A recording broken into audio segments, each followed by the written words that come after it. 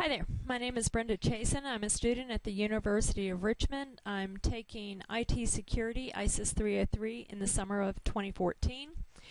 Our class project, we have been asked to identify an IT security tool, tell a little bit about it, why we chose it, and describe some of the features and do a brief demonstration.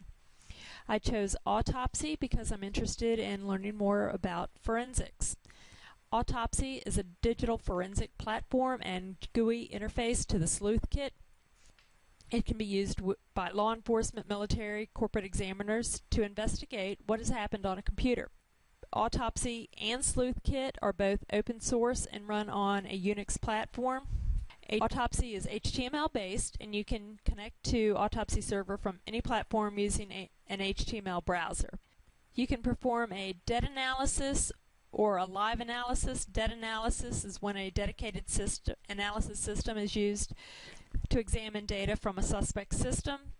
In this case, Autopsy and the Sleuth Kit would be run in a trusted environment, typically in a lab situation. Autopsy can also be used for live analysis where the suspect system is being analyzed while it's running. In that case, Autopsy and Sleuth Kit are run from a CD and in an untrusted environment, and this is usually during an incident response while an incident is being confirmed, and then after it is confirmed, the system can be acquired and then a dead analysis can be performed in the lab. Some of the features of Autopsy: there's a timeline analysis that displays system events in a GUI interface to help identify activity when something was going on. Keyword searches, text extraction, and index search modes enable you to find files that mention specific terms, regular expressions. Web artifacts, that would do the extracts of web activity from common browsers to help identify user activity. Registry analysis, media playback, where videos and images that are found can be shown within the Autopsy interface instead of going to an external viewer. You can see the thumbnails of the images themselves. Inputs and reports. Autopsy analyzes disk images, local drives, or a folder of a local file. Reporting. Autopsy has an extensive reporting infrastructure that allows additional types of reports for investigations to be created. By default, an HTML, XLS, and body file reports are available. Each are configurable depending on what's needed for an investigator to include in their report. HTML and Excel reports are intended to be fully packaged and shareable reports. They can include references to tagged files along with comments made by the investigator as they're researching the information. An investigator can generate more than one report at a time and either edit one of those existing reports or create new customized depending on the behavior and what they're looking for.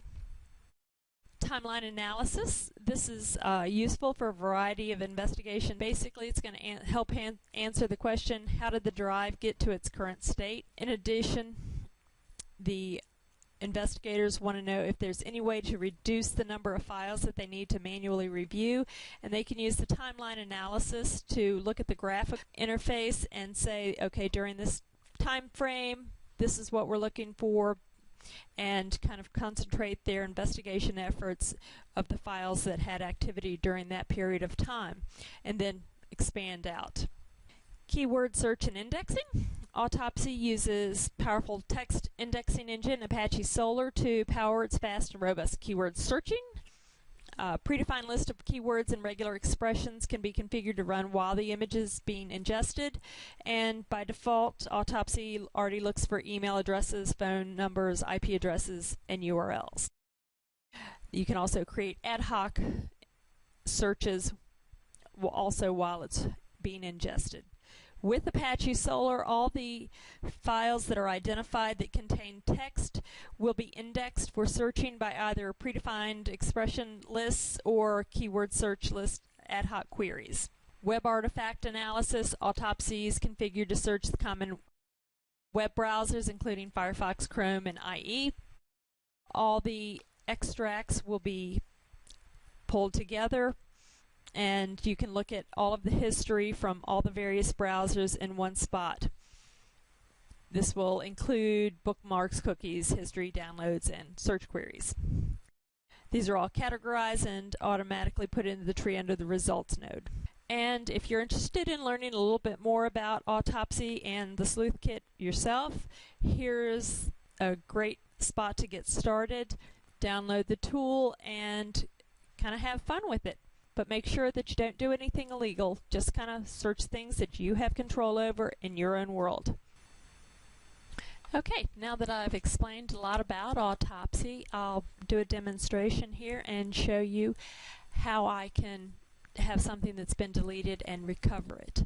I'm going to copy photos over to an SD card and then delete them. And then I will use the Autopsy tool to search and find and hopefully recover those. Opening up Autopsy, you'll create a new case file, something that you will, like a file folder name that you can find it later on.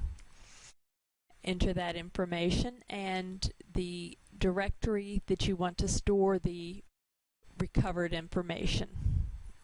And you don't want to have that stored on the drive that you're searching. If the folder is not already there, it will ask if you want to create a new one, and go ahead and say yes to that.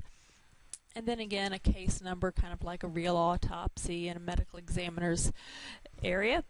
And the examiner would be whoever is doing the search.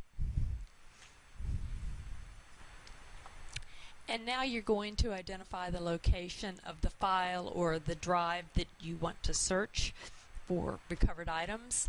You'll probably need to be administrator to be able to do this.